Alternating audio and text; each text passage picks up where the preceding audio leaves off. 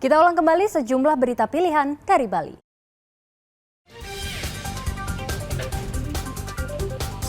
Seorang pria mengamuk dan menyerang sejumlah orang di salah satu warung di Jalan Nangka Utara, Denpasar.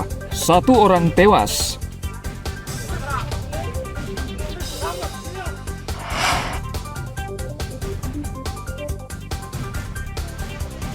Air pasang dan banjir rob menerjang kawasan pesisir Jembrana.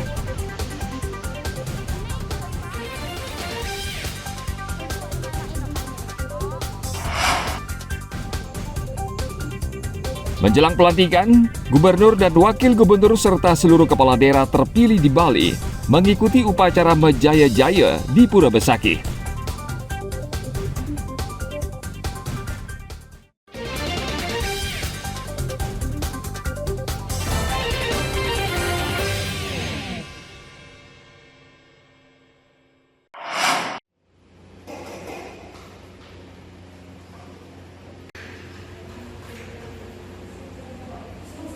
Saat ini program makan bergizi gratis di Kabupaten Karangasem dilakukan Dapur Khusus Satuan Pelayanan Penanganan Gizi atau SPPG Karangasem. Dapur sehat ini memiliki keterbatasan karena hanya mampu memproduksi 3.000 porsi makanan setiap hari untuk 18 satuan pendidikan yang berada dalam jarak 5 km. Sebelumnya Badan Gizi Nasional sempat berencana membangun 17 dapur sehat di 8 kecamatan di Karangasem untuk memperluas jangkauan, namun batal. Agar efektif dan efisien, Badan Gizi Nasional akhirnya memilih bekerja sama dengan pihak ketiga. Kerjasama ini akan memperluas jangkauan ke seluruh penerima manfaat yang berjumlah 87.000 orang di seluruh satuan pendidikan, mulai dari PAUD, TK, SD, SMP, SMA, serta balita dan ibu hamil di seluruh kecamatan di Karangasem. Untuk sekolah-sekolah, untuk saat ini yang baru terdukung dari dapur yang ada di Jasi, di Karangasem, itu baru 18 sekolah.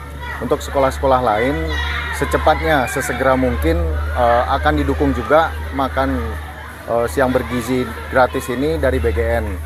Untuk kecepatan, kemungkinan akan dilaksanakan kerjasama dengan pihak ketiga, ya. Tapi tidak menutup kemungkinan juga di masing-masing kecamatan juga ada pembangunan dapur lainnya.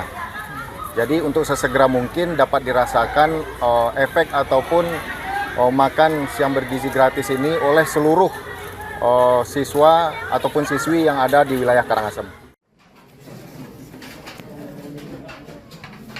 Kendati bekerjasama dengan pihak ketiga, pelaksanaan makan bergizi gratis tersebut tetap mendapatkan pengawasan ketat dari Badan Gizi Nasional, utamanya pengawasan dan siklus menu dari ahli gizi, BPOM, Dinas Kesehatan, serta pengawasan mutu dan distribusi oleh anggota Kodim 1623 Karangasem. Tim Liputan melaporkan dari Kabupaten Karangasem.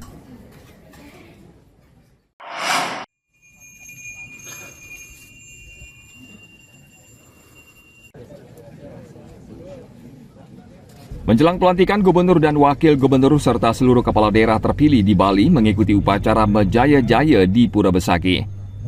Upacara ini merupakan pelantikan secara niskala dalam agama Hindu dan bertujuan untuk memohon restu kepada Tuhan Yang Maha Esa sebelum menjalankan tugas memimpin daerah. Upacara berlangsung husuk di Pura Agung Besaki, Karangasem pada akhir pekan lalu, bertepatan dengan Hari Raya Pagar Besi.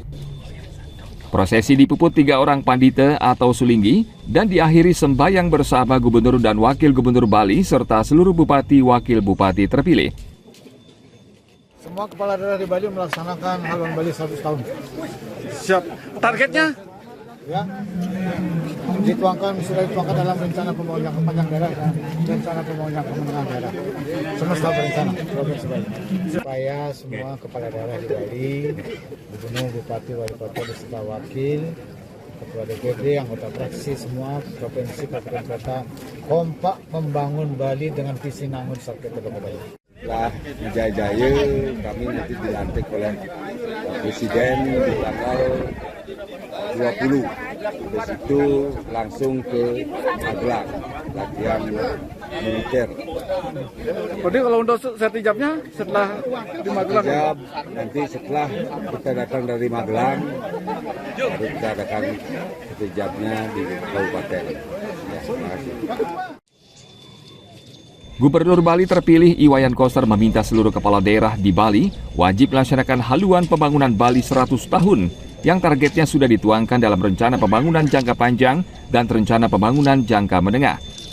Pelantikan Kepala Daerah serentak 20 Februari kemudian mengikuti retreat di Magelang dari 21 sampai 28 Februari 2025.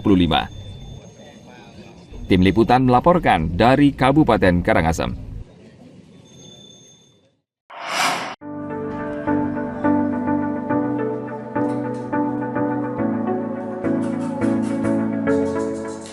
Hewan peliharaan bukan sekedar pelengkap dan penghibur keseharian di rumah.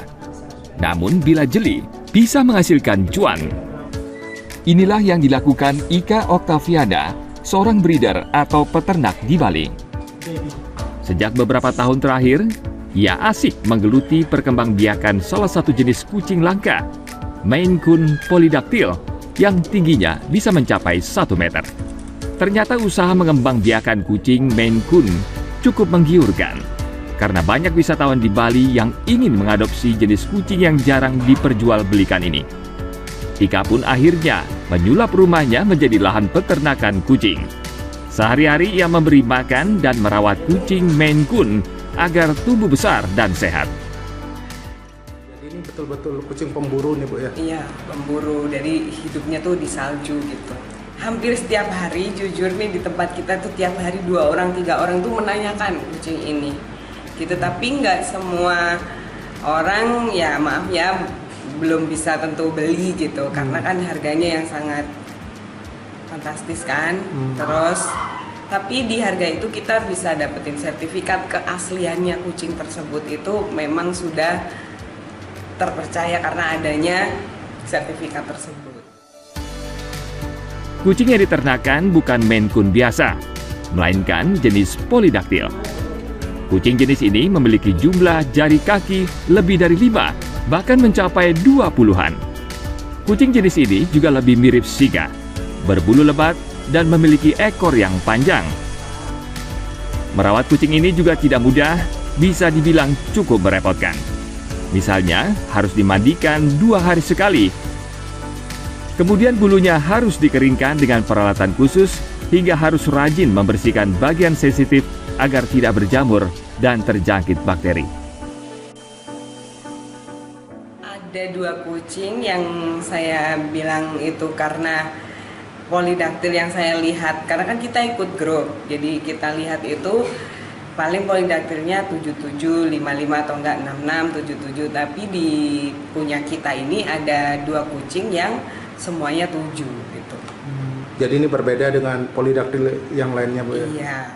Karena dulu saya pernah punya yang kucing lokal itu, baru saya lihat kucingnya ini, wah kayaknya mantap banget nih. Dia dari segi postur muka dia lebih kayak gimana ya, keliar-liaran gitu loh, tapi dia manja banget. Terus dengan bodi yang panjang dan porsi makan yang besar lumayan juga gitu sih. Itu yang membuat saya pengen punya kucing ini. Keperawatannya sih lumayan perlu intensif ya, karena bulu yang tebal dan makan yang banyak ya, jadi ya duitnya lebih lumayan sih pengeluarannya. Dan perawatannya ya lumayan intensif, harus ke grooming kadang-kadang kan. Itu sih. Artinya ini berbeda dengan kucing-kucing pada umumnya nih Pak ya? Ya beda, jelas beda. Ini lebih istimewa ini Pak ya? Istimewa banget. Dari segi lokal sama yang ini kan dari katanya lagi impor kan. Ya anak impor dari Ukraina dan Rusia ini. Jadinya ya berbeda lah jadinya. Ika mengaku bisa meraih omset hingga puluhan juta per bulan. Permintaan bahkan datang dari luar negeri. Namun menurut Ika, belum ada agensi di Bali yang memahami proses pengiriman hewan ke luar negeri dengan aman. Bisnis yang dikembangkan Ika tentu tidak mudah karena sebuah berawal kecintaan wanita ini terhadap kucing. Tim Liputan melaporkan dari Kabupaten Badung.